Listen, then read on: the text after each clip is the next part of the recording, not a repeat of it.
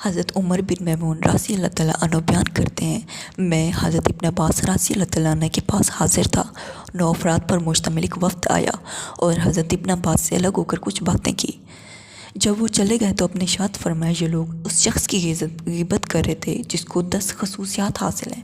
پھر آپ نے وہ خصوصیات بیان فرمایا کہ قلعہ خیبر کو فتح کرنے کے لیے یہ جھنڈا دیتے وقت حضور صلی اللہ علیہ وسلم نے فرمایا کہ میں یہ پرچم اس شخص کو دوں گا جو اللہ اور اس کے رسول سے محبت کرتا ہے، اور اللہ تعالیٰ کبھی بھی اس کو شرمندہ نہیں فرمائے گا۔ ایک غزہ سے واپسی پر سورۃ توبہ کی برات کی آیت نازل ہوئی تو حضرت صدیق اکبر رضی اللہ تعالیٰ عنہ کو وہ آیت طیبت دے کر روانہ فرمایا، ساتھ ہی حضرت علی کو ان کے پیچھے روانہ کیا، ارشاد فرمایا، اعلان برات کے ساتھ فقط وہ شخص جائے گا جو مجھ سے ہے اور میں اس سے ہوں۔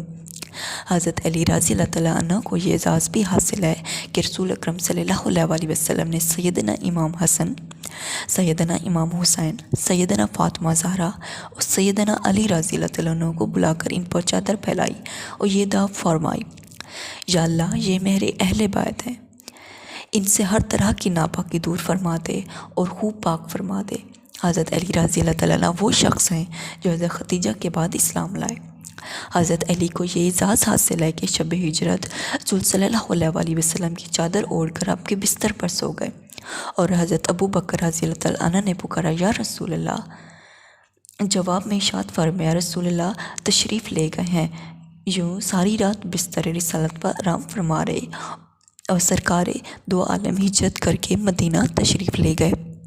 غزوہ تبوک کی طرف روانگی کے موقع پر حضور اکرم نے حضرت علی کو موسیٰ کے بھائی ہارون کی مانند اپنا بھائی قرار دیا۔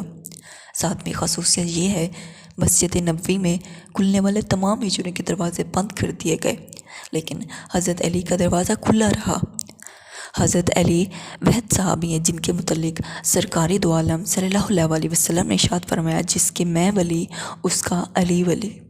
حضرت ابن عباس فرماتے ہیں، اللہ نے ہمیں قرآن میں خبر دی کہ وہ درخت تلے بیعت کرنے والوں سے راضی ہو گیا۔ فرمایا کہ حضرت علی اصحاب بدر میں سے تھے۔